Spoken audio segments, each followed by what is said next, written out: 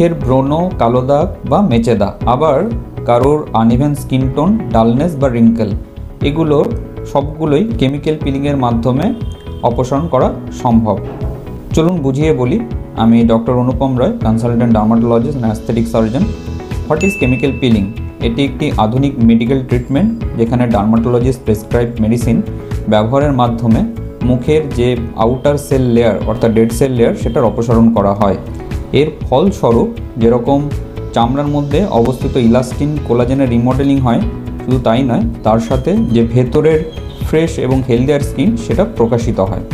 এই গোটা প্রসেসটা আমরা ক্লিনিকে আন্ডার ডক্টর সুপারভিশনে সেফলি করে থাকি। কেমিক্যাল পিলিংয়ের টাইপস, এটা মূলত 3 রকম হয়ে থাকে।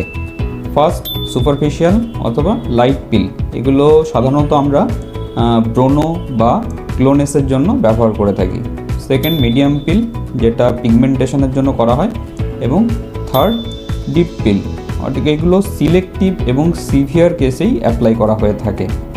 কোন পিলটা আপনার জন্য সুইটেবল হবে সেটা ডাক্তারবাবু আপনার কনসার্ন, রোগ এবং স্কিন টাইপের ওপর জাজ করে থাকেন।